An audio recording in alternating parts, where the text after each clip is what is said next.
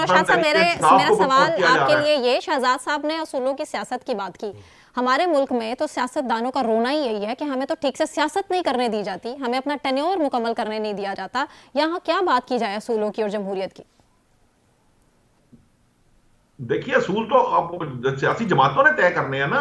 ये नहीं कहा जा सकता, ये कोई बात तो नहीं है कि मुझे मुझे अगर कोई काम करने नहीं दिया जा रहा, जो मेरा काम है मैं भूल जाऊं और मैं ये कहूं मेरे सामने हर्डल। मैं एक दफा मियां नवाज शरीफ साहब जो है वो बैठकर बात कर रहे थे कि जी मेरे खिलाफ साजिशें होती हैं। तो मैंने उनसे अर्ज की, जनाब आपके खिलाफ प्राइम मिनिस्टर ऑफ पाकिस्तान जो वजीर आजम के खिलाफ साजिश नहीं होगी तो और क्या मेरे खिलाफ साजिश होगी? मैं तो एक इदारे का सरबराह हूं, मेरे खिलाफ इतनी साजिशें होती हैं, दिन रात 24 घंटे हो रही होती हैं। मेरे अपने जो कुलीग हैं जिनको मैं जिसे कहते हैं कि मैं उनके लिए दिन रात एक करता हूं, उनको उनको उनको उनकी बेहतरी के लिए काम करता हूं, वो मेरे खिलाफ साजिशें करते हैं। तो ये कैसे हो सकता है कि एक वजीर आजम के खिलाफ साजिश ना हो? देखिए, ये फजूल बातें, ये एक्सक्यूजेज हैं। हर सियासी जमात के खिलाफ साजिश भी होगी, हर सियासी जमात को उसका मुकाबला भी करना है।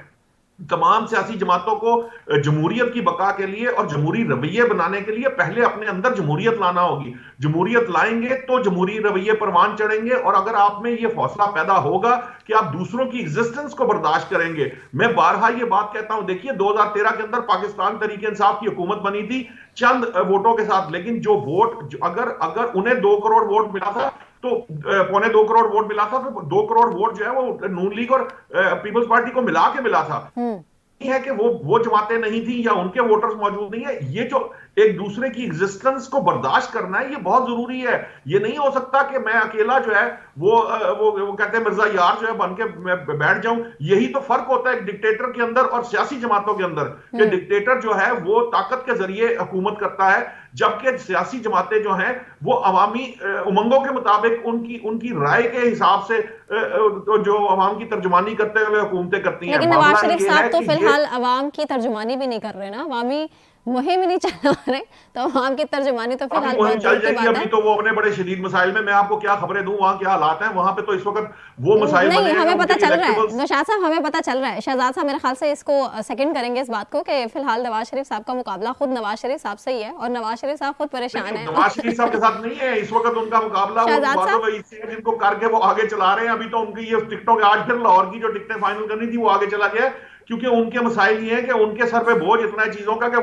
वो उसको हैंडल ही नहीं कर पा रहे। क्या बोझ है शहजाद साहब, यही तो समझ नहीं आ रहा कि क्या बोझ है। देखिए बात ये है कि जब आप एक डील के तहत आते हैं और जब आप ये तय करते हैं कि आप इस्तेहकाम पाकिस्तान के इतने लोगों को इसमें एडजस्ट करेंगे, फलां पार्टी के इतने लोगों को एडजस्ट करेंगे, नए लोगों को आप मुस्लिम लीग नून में लाएंगे, तो प्रॉब्लम बढ़ेगी आपकी। वो एक बड़ा अच्छा ट्वीट एक दोस्त ने किया है, उसने कहा कि यार मनाने के लिए तो शर्त यही रखी गई है कि आपको इस्तेहकाम पार्टी के घुंघरू बांधने पड़ेंगे।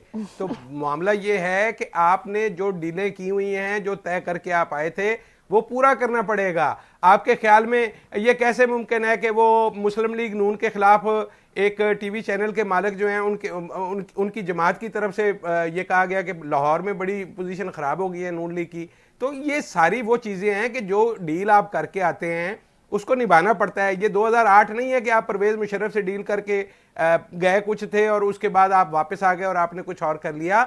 अब की बार सियासत के और मामलात की डायनामिक्स तब्दील हो चुकी हैं। लेकिन आईपीपी की डिमांड्स बहुत है, इसीलिए नून लीग के लिए फिलहाल बड़ा मुश्किल हो चुका है इनकी डिमांड्स फिर आप कुछ तय नहीं करेंगे। हो सकता है खींचातानी की इस जंग में पीपल्स पार्टी जीत जाए या फिर नून लीग, ये तो आने वाला वक्त बताएगा।